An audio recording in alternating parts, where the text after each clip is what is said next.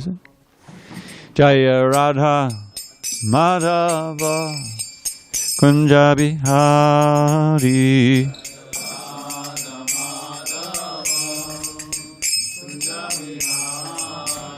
Jaya Radha Madhava Kunja Bihari.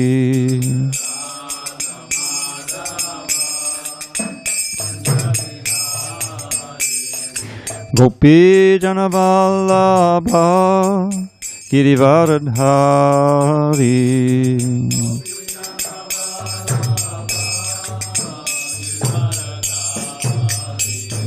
Gopi Jana Vallabha Girivaradhari. From here. Yeah, stand here. Yashodanandana Prajana Ranjana.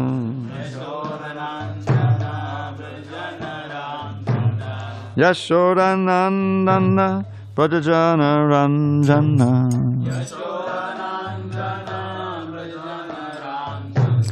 Yamana Tira Vanachari.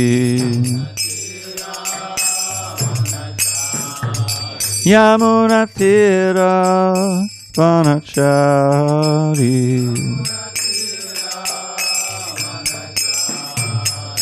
Jaya Radha Madhava Kunja Bihari.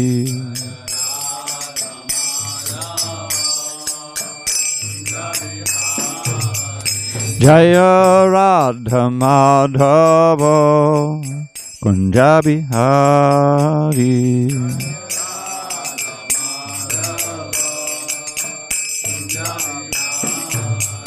Jaya Radha Madhava Kunja Bihari.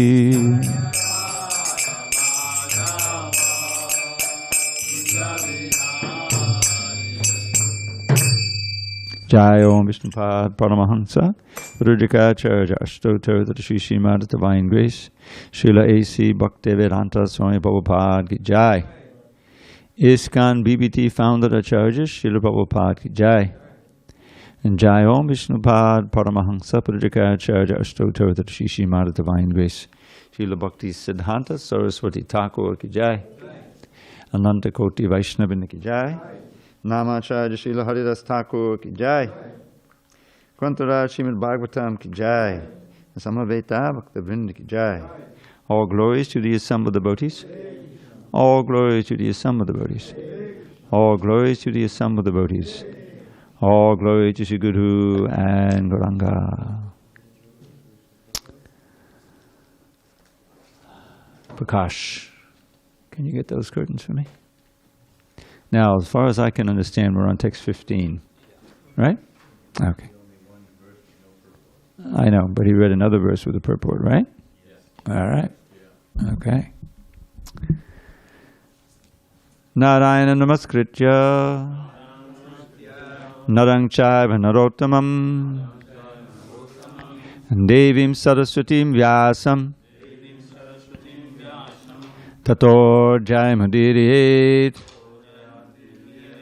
Before reciting the Srimad Bhagavatam, which is our very means of conquest, we should offer our respectful obeisances unto Lord Narayan, the Supreme Personality of Godhead, unto Narayan Rishi, the supermost human being, unto Mother Saraswati, the goddess of learning, unto Srila Vyasadeva, the author, and unto Srila Prabhupada, the translator, commentator, and our spiritual master. Anashtaprayesha Bhadreshu Nityam Bhagavata Sevaya Bhagavatyuttama Shloke Bhaktim Bhavati Naishtiki. By regular attendance in classes on Srimad Bhagavatam and by rendering devotional service to the pure devotee, all that is inauspicious within the heart is destroyed almost to nil.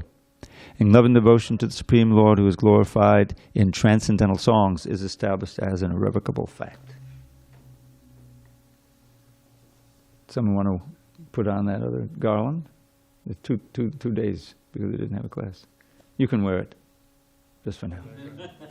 Just don't want to go to waste. You can put it on. Give it to Suresh. Yeah, there's 2 garlands. Okay.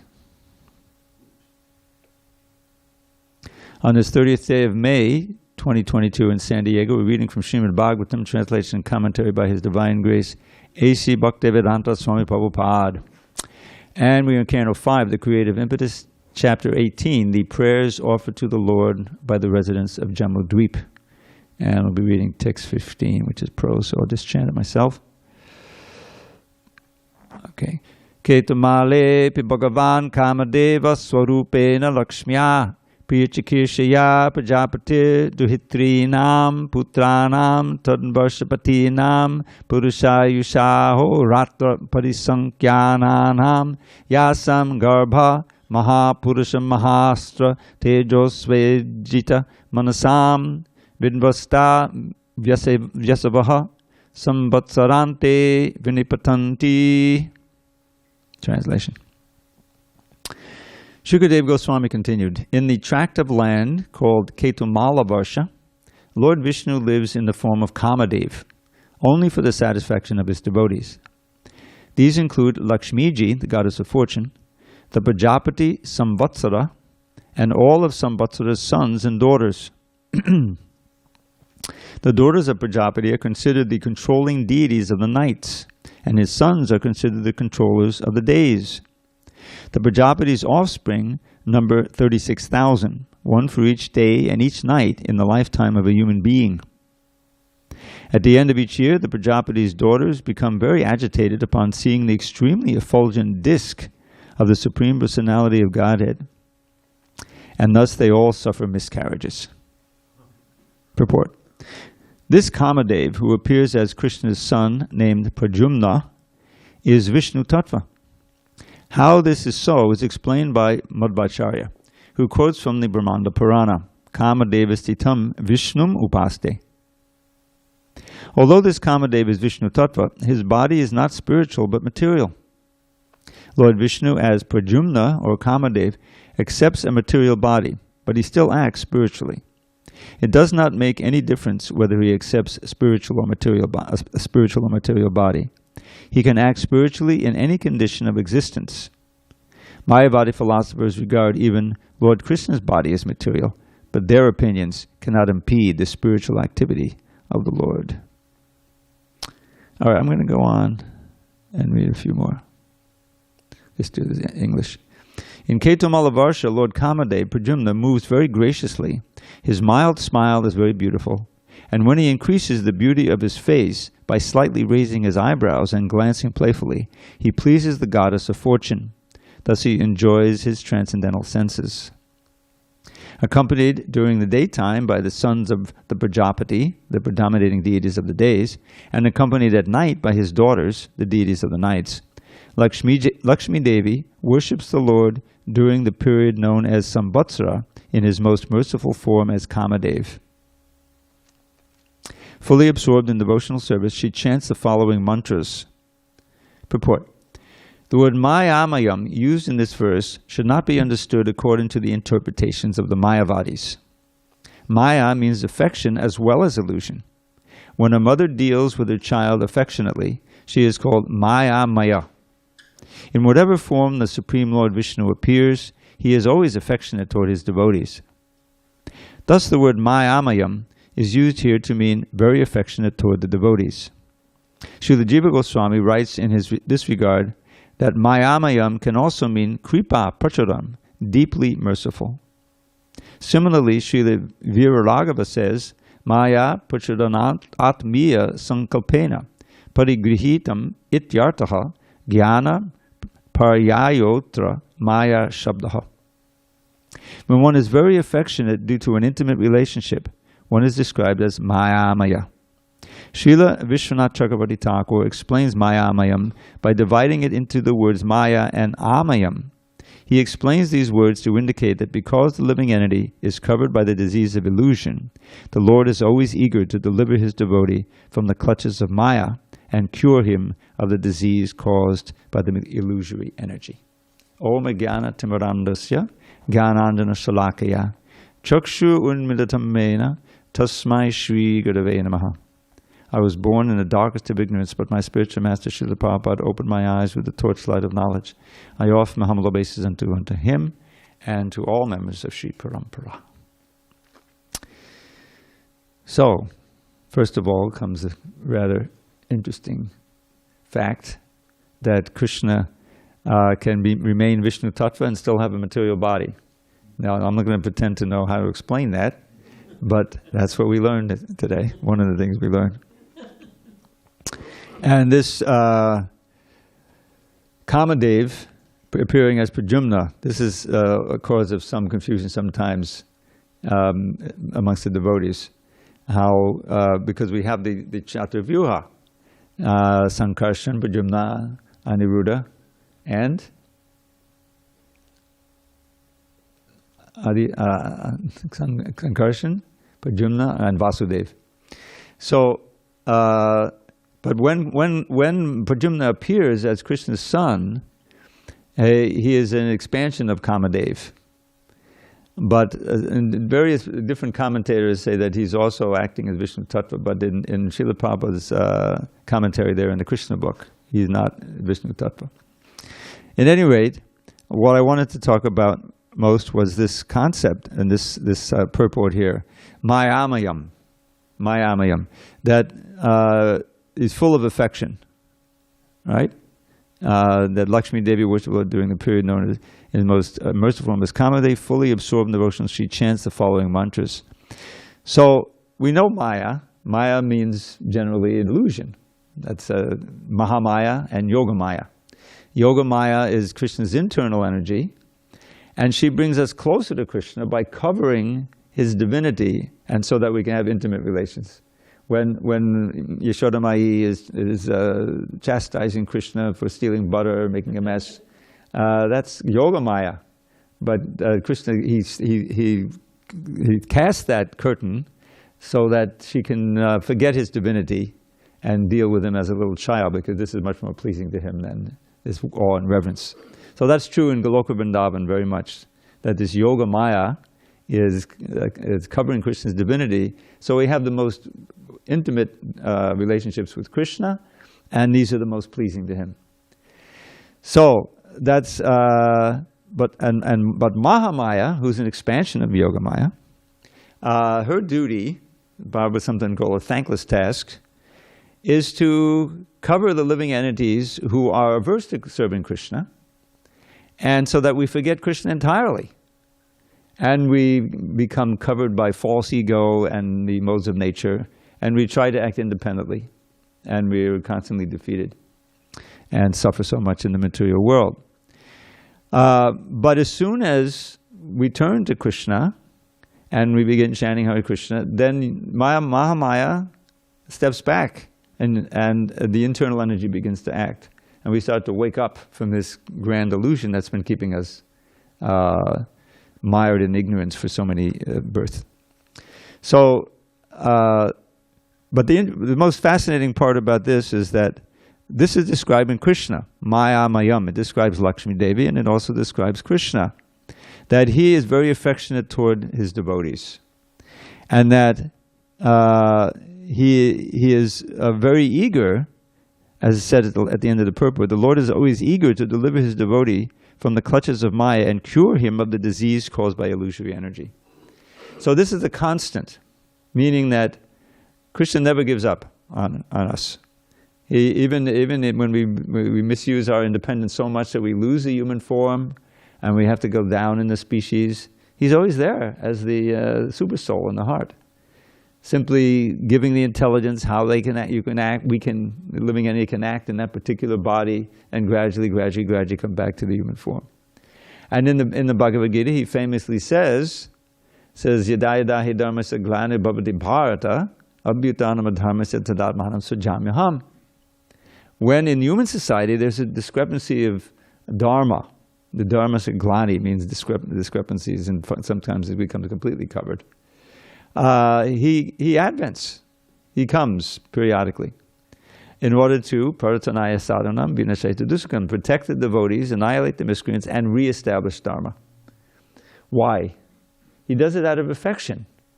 In other words, that's the ultimate motive for everything in the spiritual realm. Krishna is made of rasa, rasa ovai saha. This is one of the phrases in the Upanishads.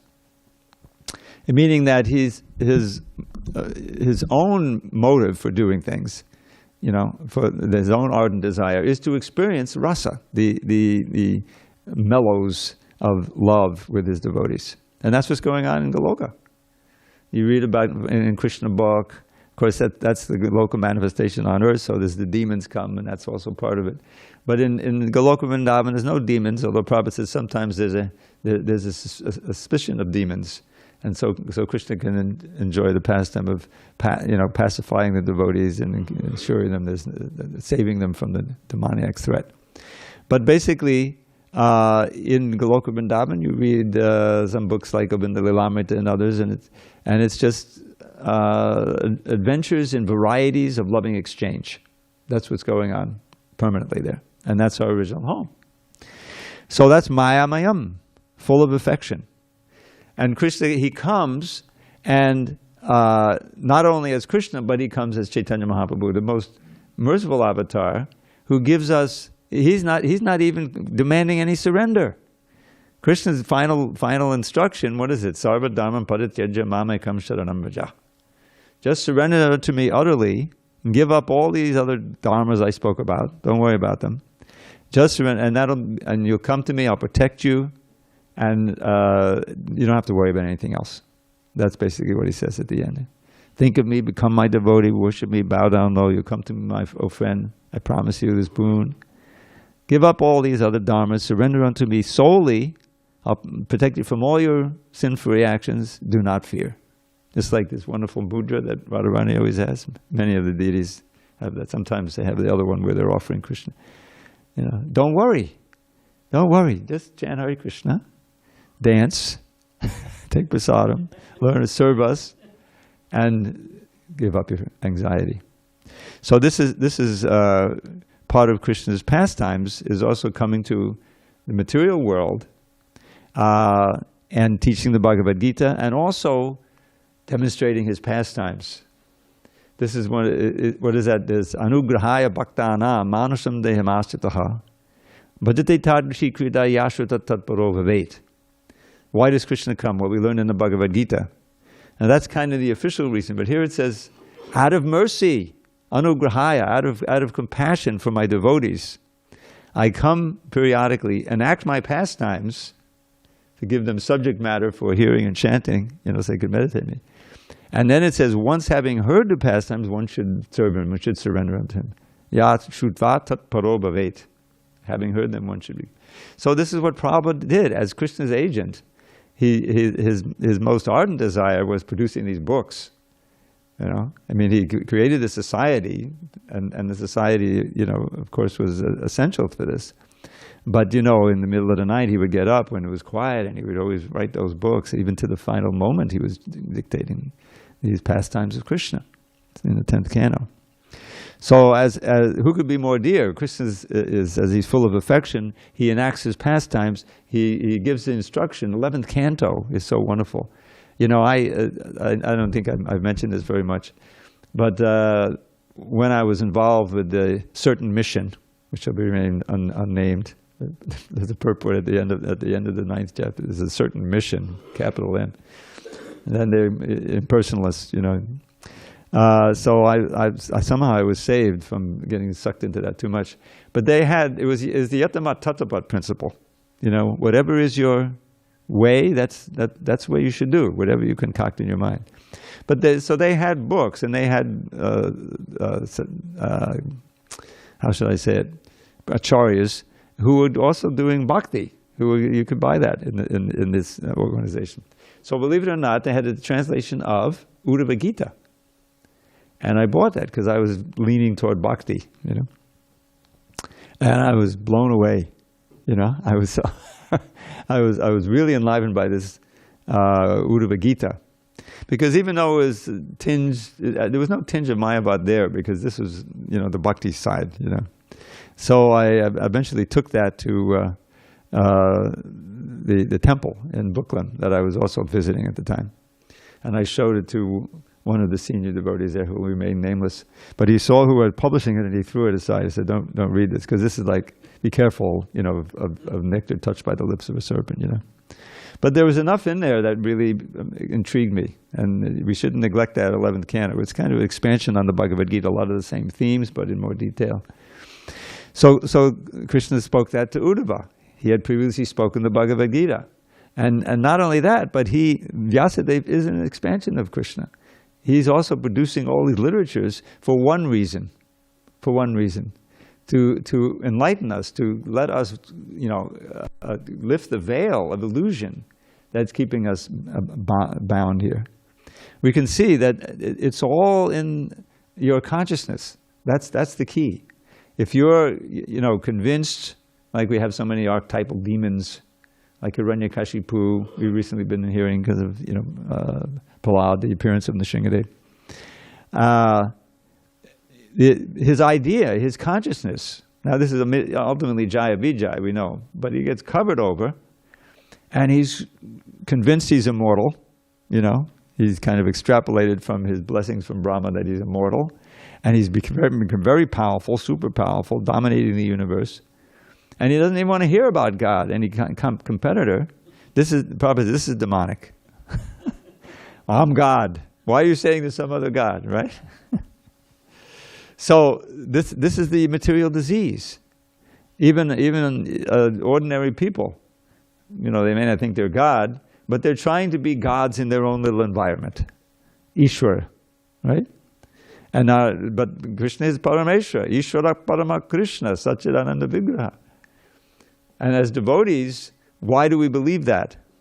Because we've gotten the mercy of associating with devotees, hearing and chanting, practicing devotional service, and we've felt the result of it. We felt the reality of it. When we see these beautiful deities, Radhagiridhari, we're not seeing statues, right? We say, oh, that's the Lord, how wonderful he looks today. Look how beautiful Radharani looks, and Krishna. When we're going around dancing, I don't know if you notice, they smile a little more when we start dancing. Have you noticed? Check it out next time. The point is that by practicing Krishna consciousness, chanting the holy name, and controlling one's senses and so forth, even if you're not perfect, you're making some advancement, and you can experience the reality of it all. The veil is lifting according to our sincerity in our practice. And that completely changes your view of yourself and the world. This is the idea. And you can see, if you remember the Bhagavad Gita, the verses, the simple verses, I'm the light of the sun, this is step one, I'm the taste of water, and the ability of man, all of these different things. This is the first step in God realization, where you can see Krishna manifest his energies as he's instructed us to in the Bhagavad Gita. This is the first step, before you actually see the form and everywhere. So this is all out of his affection for us. We should feel that this is really the reality. And our reciprocation should be to give him our affection and to follow the instructions. What is that? The verse in the Upadeshamrita of how the 6 ways in which we can further our devotional service. You know that one yet, Dimitri? Okay. We know Mahotsaha, right? Yeah, so in his name is the first word of it. Utsahan nishtayad daryat. Then? Tatat karma pravartanat. Sangatyagat satovritti shadbi bhakti prasidyati. So let's go over these first, then we can deal with the negatives, the ones that we have to avoid. This is all positive. Utsahan, enthusiasm. Now, this manifests oftentimes in dancing, when you can see in the kirtan. You can see it. And I don't know about you. I remember when I first joined, there was a serious program of Harinam every day, 3 hours a day. That was the standard.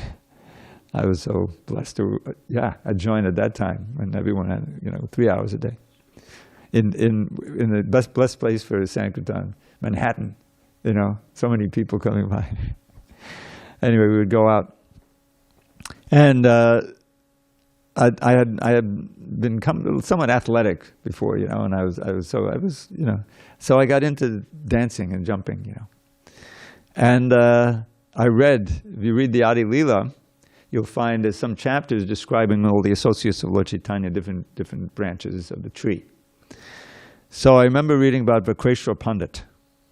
Vakreshwar Pandit. He had the special quality of he could dance, and we're talking about serious dancing, not just jumping up and down and dancing for three days without stopping, 72 hours. Lord Chaitanya said, what did he say? If I had wings, I could fly with you, or something like that. If I had another wing like you, I could fly. I could fly. So I said, that's what I want to do. I want to be one of it like Vakreshwar Pandit. So I was thinking, yeah, but I got to have some shoes, you know. I've been going out with flip-flops, and you can only dance so much, you know. So I don't know if I told this story before. But a lot of people would come. You know, this is New York, you know, so we had more people wanting to join than we had room for, really. So there's a lot of traffic. People would come on Sunday nights, you know. And we had a shoe room. People would take, and they would get a number or something, so, you know, you had to keep track of the shoes, right? Nobody can wear shoes in the town. And somehow or other, there were a collection of shoes in there. People must have come in shoes, and it's hippie days, and left without shoes. So we ended up with a lot of shoes in the shoe room. So I said, well, maybe there's some shoes in there that fit me, and I can use them, you know. Hey, this is the 60s. It may have been 73, but it was still the 60s. You know, they overlapped. So anyway, I checked out. And there were a pair of we used to call them sneakers, that just exactly fit me perfectly. I said, this is Krishna's gift, you know. So I put those on, and I was starting around. We went out for 3 hours. I danced most of that time, you know. And it was just totally blissful, you know. We had a lot of good drummers. Bhardwaj was there, a lot of good singers, you know. We have a party of 12 to 15 every day or more, you know. So anyway, it was quite a time. And the problem was that I also had a huge addiction to halva. And so I was gaining a little weight, you know. I would burn it off pretty much, but, you know, there was a struggle on between them. So the point I'm trying to make is that this is such a wonderful gift by Krishna in the form of Lord Chaitanya, where what's the big austerity? What's the big skill you have to have, you know? You learn the mantra. Takes, you know, if you're really serious about it, it may take you 1 minute.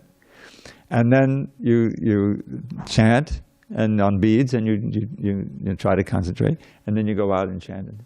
And this gives you so much happiness and distaste. I mean, this is, you know, we're realizing the verses of the Bhagavad Gita, of the Bhagavatam and Bhagavad Gita. But I was thinking specifically of Vasudevi Bhagavati Bhakti Yoga Prayojitaha Janayat Yashu Vairagyam Jnanam Chayad Hoitukam. Because Lord Chaitanya's movement is Vairagya and Vidya. This is essential. There's detachment from matter and through knowledge of things. And so here in this verse it says it comes automatically. You simply begin serving Vasudev, Bhagavati Bhakti Yoga Prayoja. Janayat Yashu quickly generates Vairagya and Jnana, detachment and knowledge. So the knowledge comes from Krishna inside, and especially from the classes and studying the books. You know, the knowledge is coming. And the reason why the knowledge is coming, because you're eager to read the books. You have a taste.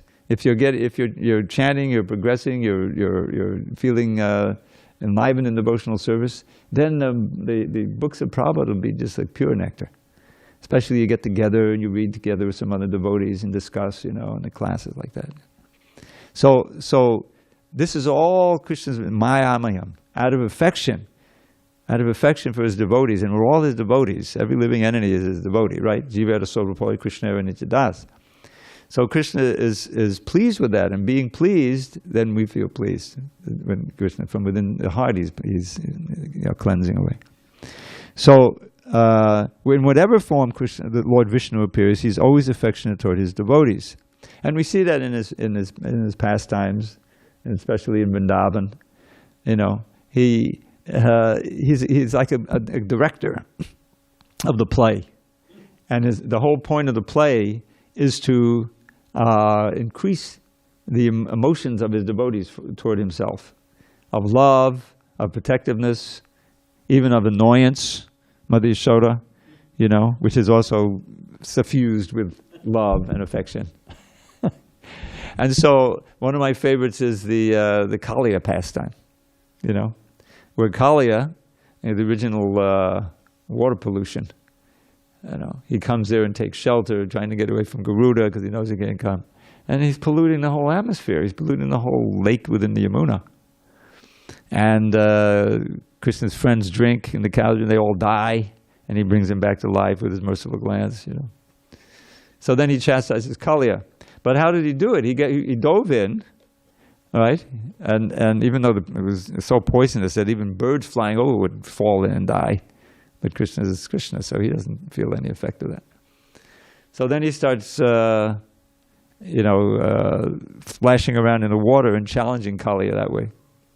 Kaliya comes, you know, with his 100 hoods. And he's more like a dragon. And sometimes it says like he's got fire coming out of his mouth. And he sees that, I love this slide, where Prabhupada said, he sees Krishna's really worth seeing. You know, he's so beautiful. But then he grabs him, he puts him in his coils, and Krishna stays there.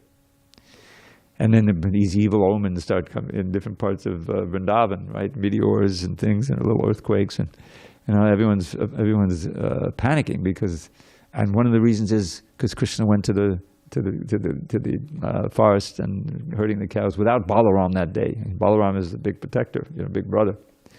So they follow Krishna's footprints to the Yamuna, and there they see the worst thing that they've ever seen.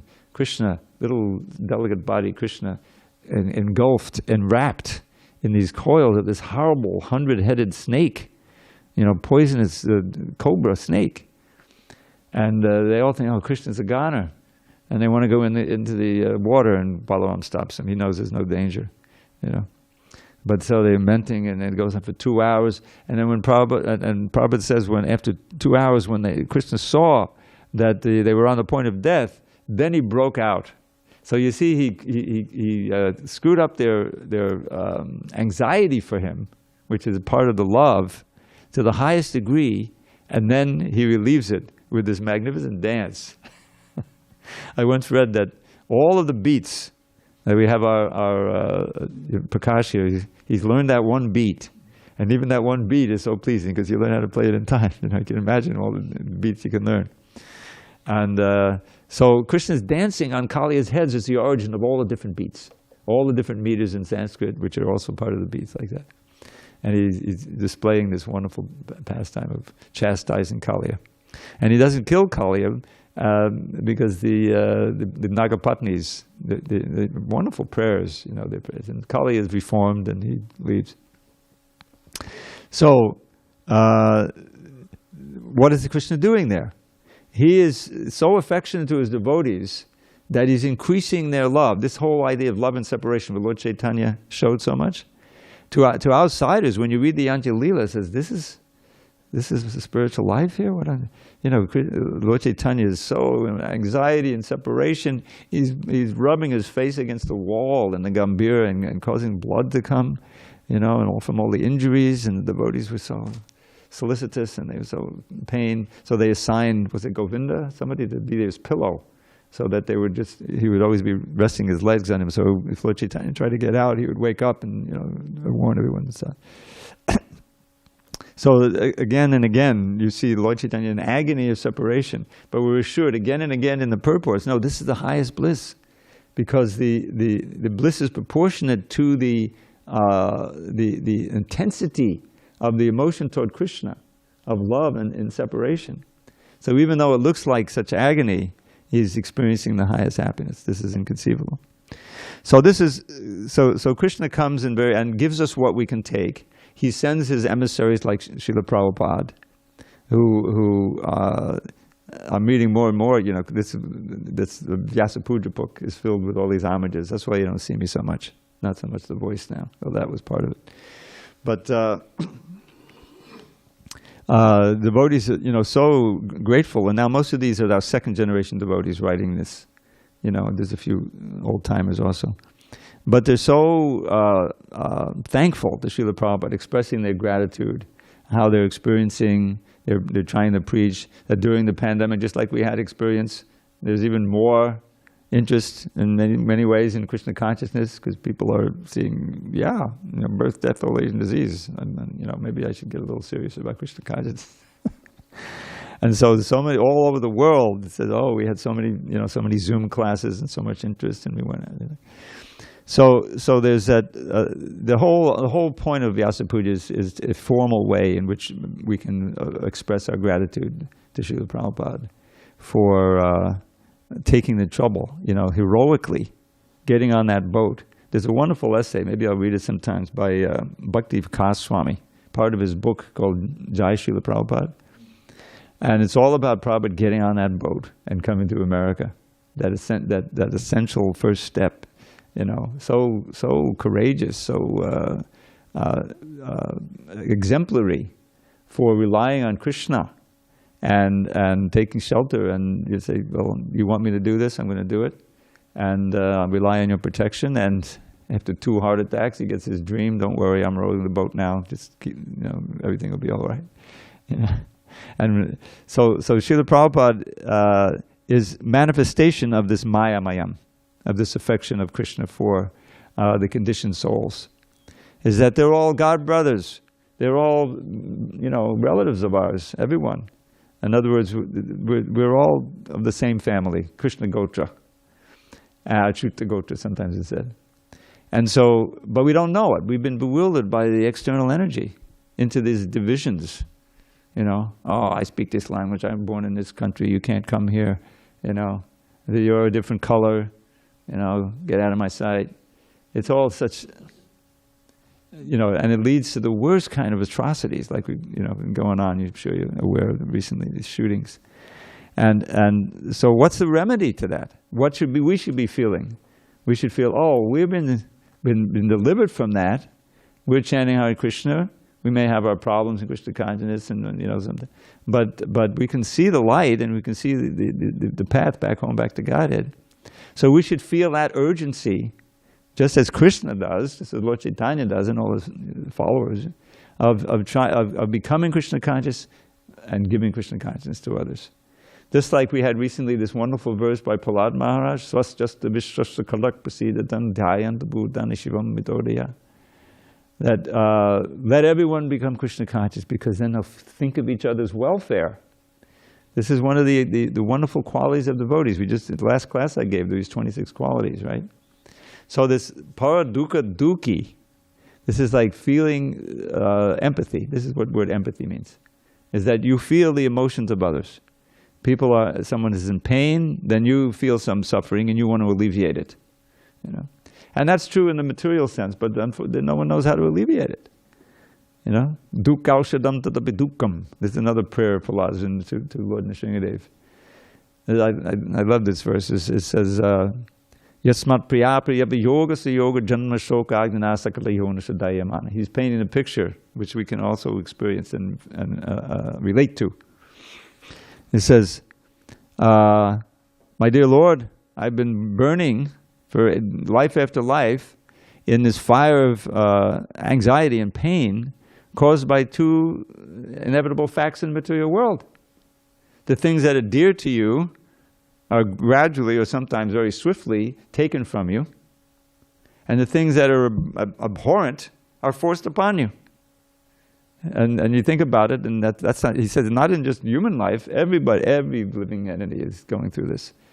These little insects or animals, they have their little families, but then there's the threat. I take a walk every day up and down, and I always have a flashlight because there's these little crickets. If there are critics, maybe I want to step on them. No, crickets. And they're helpless, and because they like to hop. But when they hear some big, some steps coming, they tend to freeze, which is the most dangerous thing. They're freezing, so I have to, step around them, step over them, like that. But they have their family, they're out foraging, trying to bring, this is the nature.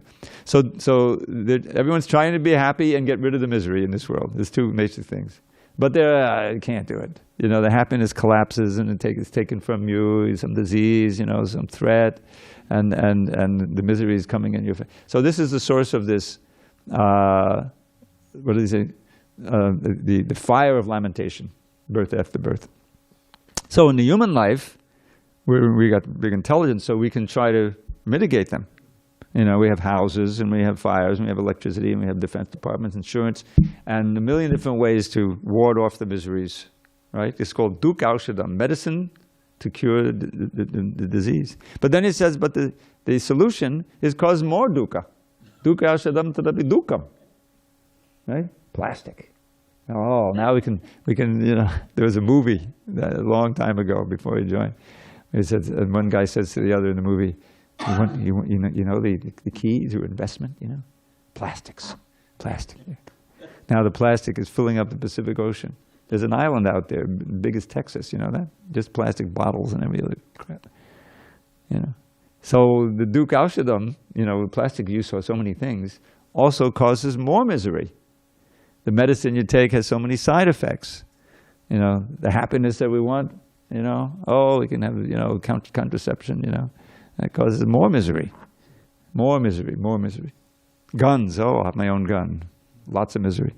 So this is dukkha aushadam tadapi dukkham. And all for one very simple reason. Atadhyaham. I'm thinking I'm something I'm not. We're all thinking we're the body. And our interest lies in pleasing the body. So what's the solution? He doesn't leave us hanging. Last line, he's directly addressing Lord Nrsimhadev. Bhūman bhamami padame tabadasya yogam. My dear Lord, please instruct this soul wandering in the material world, who is so bewildered, in the science of your dasya yoga, which is another way of saying bhakti yoga. This is how I can be your servant. So Prahlāda is teaching us by these verses how we should feel. So this is Krishna's mercy on us. This is showing his affection, and our response should be to show him affection. That's what bhakti yoga means. Beginning with, enthusiasm, patience, determination, in the matter of what? Tat karma pavartanat. Doing all of the different steps and duties that we know comprise sadhana bhakti that are so obvious.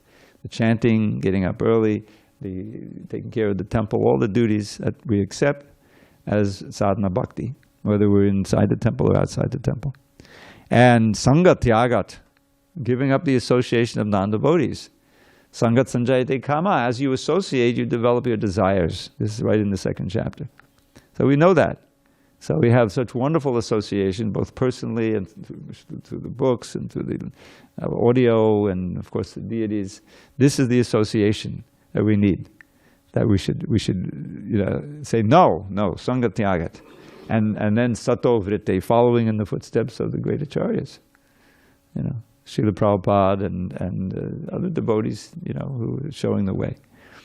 So that's the positive. Now I'll just go through quickly the negative. That's first. It's just like tasmatam niyanyado.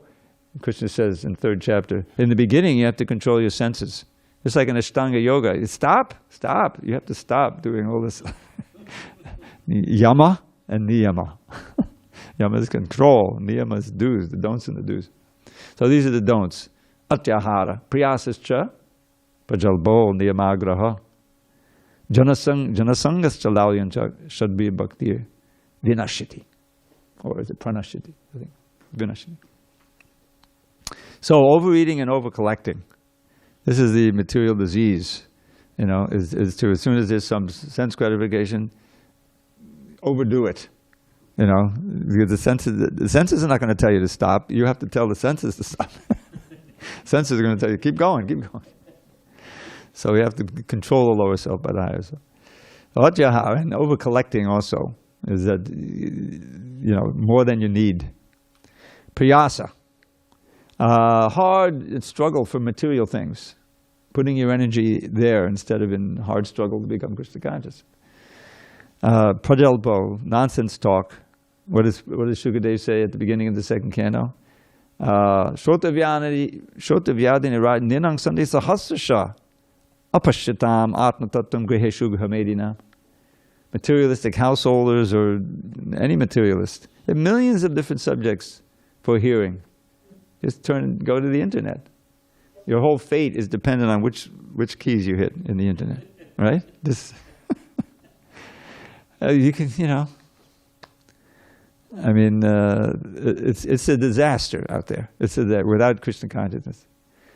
Pornography, free pornography for kids. Anyone who knows, can you imagine? I mean, I don't even want to think about it. So that's such an important aspect,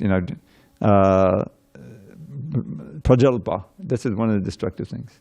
Hearing and chanting and reading non-Krishna conscious content. So that's a very important thing to avoid. And niyamagraha. That's twofold. One is not performing the regular duties, which is obvious.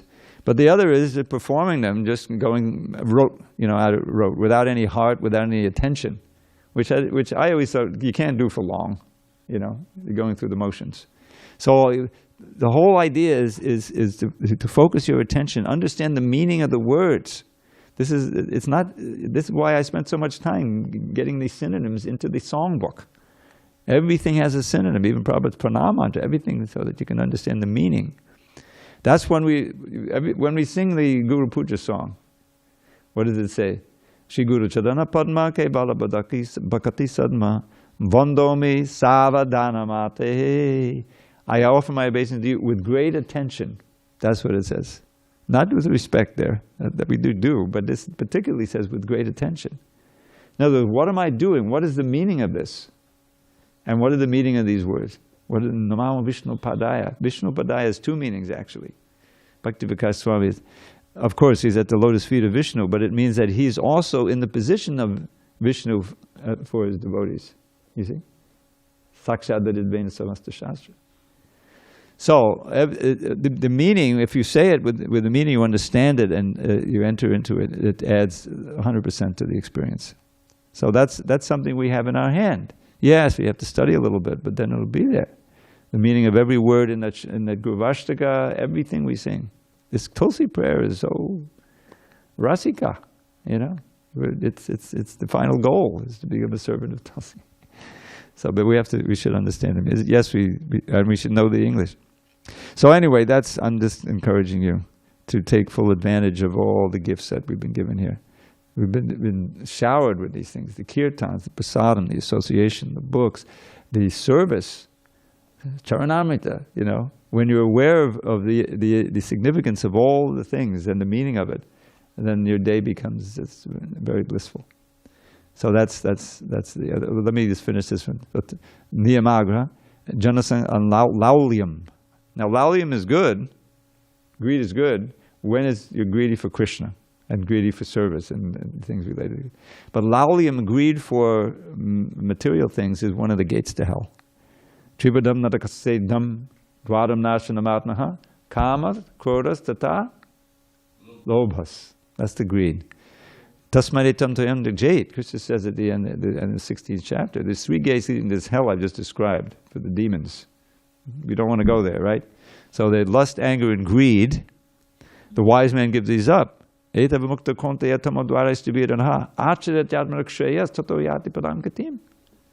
who can escape these three gates, acts only for his own ultimate good, Shreyas, goes to the supreme abode. In other words, one is the gate to hell, the other is the door to heaven. And then he warns us. Yakshasta vidamutsrija vartate kamakarataha nasasiddhim avapnoti nasukam naparam gatim. Those who disregard the instructions of the Shastra and continue to act according to their kama, their whim, their material desire, they don't get perfection.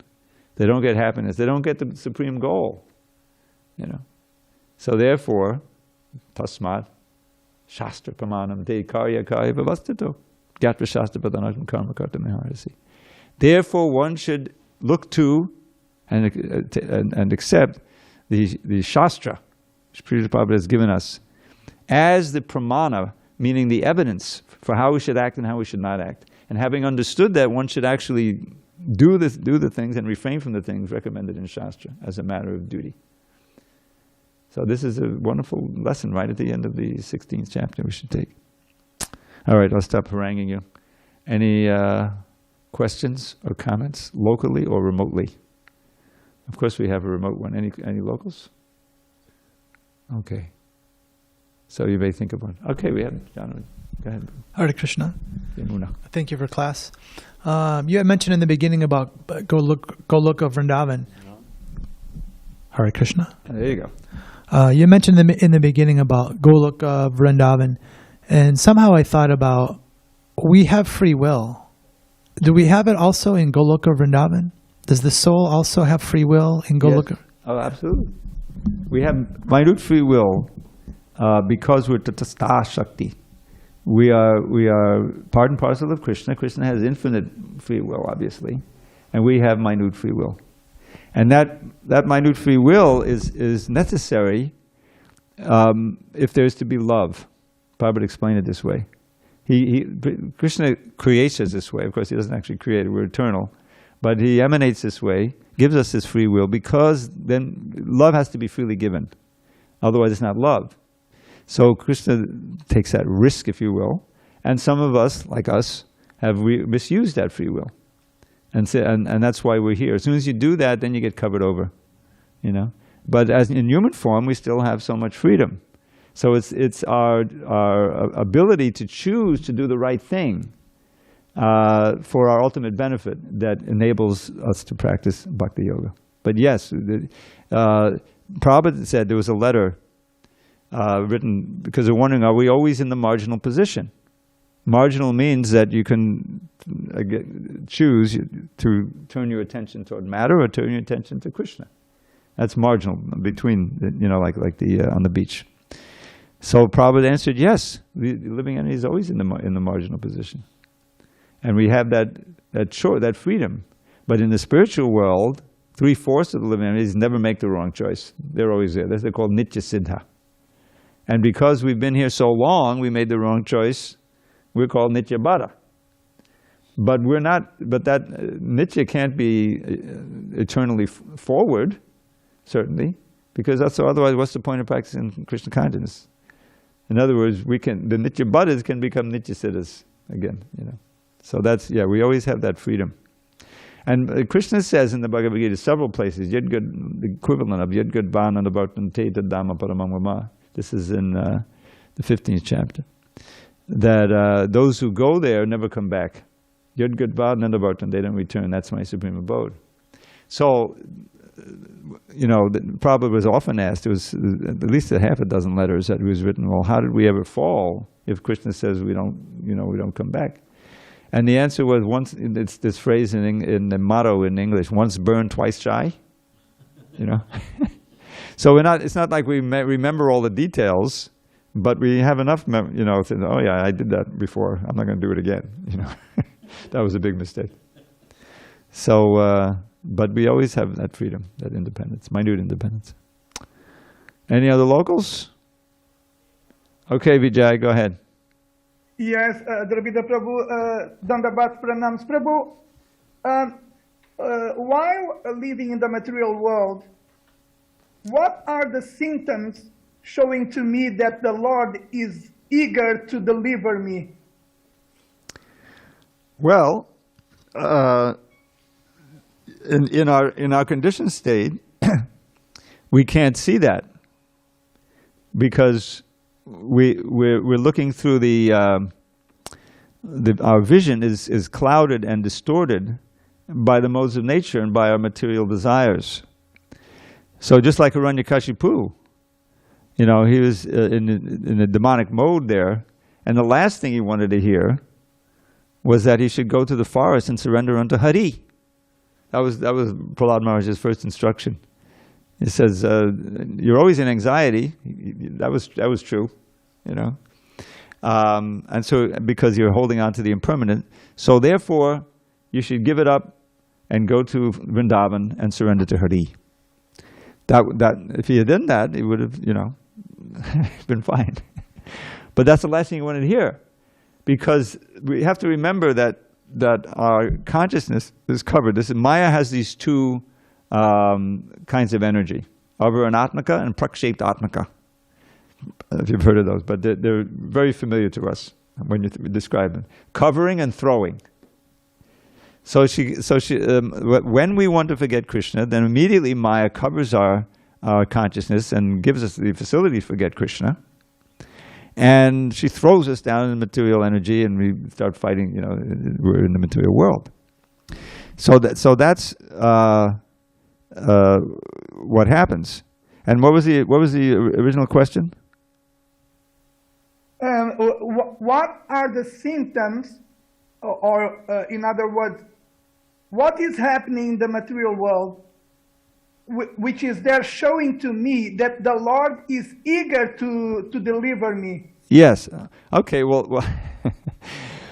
Well, what's happening in the material world is that there is a group of individuals, of human beings, who are devotees, who can tell you their history, how, like we have so many cases like, Bilvamangal Thakur or others who were in a very degraded state, but they became very exalted because they took up Krishna consciousness. And you can see this manifestation, this International Society for Krishna Consciousness. So many devotees can tell you how they came, how Krishna consciousness was the best thing that happened to them, that they were suffering this way and that way, and you can see it in the actual faces, is that this is what even the other theologians probably would mean. Why do your disciples look so effulgent, and these are our people. Why are they so much mad after God now, and they didn't even want to come to church before, And so there's so much evidence as a result of Krishna's coming directly, certainly, or as representatives preaching.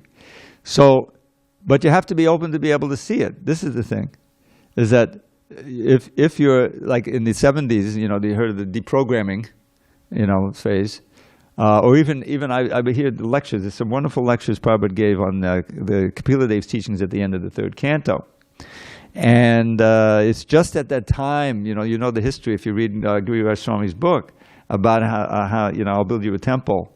What a struggle it was. What Prabhupada went through a struggle, and devotees to try to get the land and then get the permission to build the temple, all these different things. And he's saying, we get complaints now. This really got Prabhupada, that they're saying this chanting of Hare Krishna is a nuisance. It's a nuisance. It's the Yuga Dharma. It's saving so many people, but it's a nuisance for the people because they're doing it early in the morning, whatever, So why some people think it's a nuisance and the other people understand, this is my salvation, Hare Krishna, because of the difference in mentalities.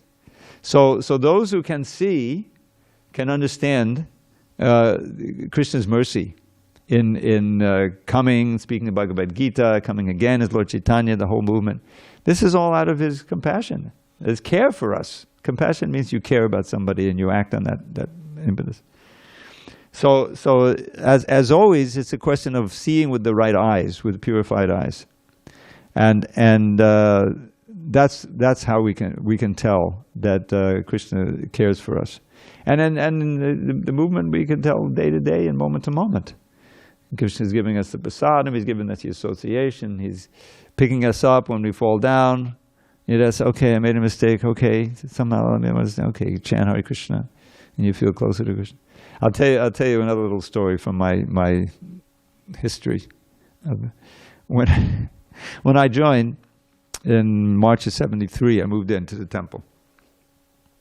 So at that time, the part of the temple of the means in which the temple was supporting itself was the incense.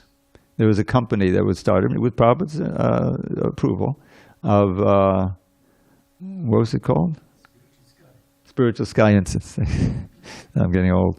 Spiritual Sky Incense. So that was in various temples that had the manpower there was this incense going on. It wasn't just incense, but it was also fragrant oils, like we get a little on our hand, you know. So anyway, part of my duties when I started was pouring those oils. You know, I do that for a few hours, then I go out for 3 hours on Harinam, and then in the evening program was one, you know, like everyone was there. Kiba Jaya, Jaya Gora Chanda. There's a whole song that was written. Today we don't do it so much. But, so that was my life. And then, but I was a little bit together, and I had a driver's license, which wasn't a given for people in those days, you know. They were walking around barefoot. So having a driver's license and being a little together, I was assigned, this was like the first week, to go and take care of our accounts on Long Island. Long Island, if you know the geography, there's an island that comes out, you know, from New York, and there's a lot of businesses on it. So they had a bunch of accounts. So, okay, off I go. Now, I was just like a few days in the movement, you know. And so those are my own stomping grounds. I grew up on Long Island, you know. And so I went to this place, that place, this place, that place. And so I said, oh, I think I'll go home. I took the car, and I went home. And I slept in my old bed. And I was thinking, do I really want to, you know, because I was getting covered over, you know. Do I really want to go back? You know, well, I can't steal this car. You know, that was out of bounds. So of course I went back, obviously, you know. And when I went back, the leader there could tell, no, he's not ready for this. You know, it's kind of foolish to send a new guy out to, you know. So that was a blessing. But I went before the deities, and I was praying to Radha Govinda, and I swear, tears are coming down my eyes. I said, you know, please, you know, give me a service that I can do. Let me have more, you know, chanting. Instead of going out on the street, you know, and chanting for 3 hours, I was driving around some streets in Long Island. And so I was given that, you know, service. Eventually I got the service of proofreading and editing, which I'm doing to this day. So I just so much felt the mercy of the Lord, and of course through His devotees, that giving me another chance, you know, and let me getting acclimated to devotional life and like that. So devotees can feel that reciprocation directly and experience it. And if we're really eager to please Krishna, we should try to want to give that experience to the people in general. And that's part of what, you know, going, you know, inviting people to the Sunday feast, and when they come, and the prasadam, you know, that's kind of a visceral way in which anyone can feel someone else's care for them when they're wanting to feed them, you know, and talk to them very friendly and concerned about what they're doing, and want to, you know, give them a way in which they can be really happy and get rid of all their problems. So that's all Krishna's love being expressed directly through His devotees. So you can experience it, but you have to be open to it. And so that's how we can experience Krishna's love in this world. Is that okay, Vijay? Yes, that is okay, Prabhu. Very helpful. Thank you very much. Hare Krishna. Hare Krishna. Okay. All glories to Srila Prabhupada. Hare Hare Bol. Oh, this one you definitely want. No? Oh, you're not going out.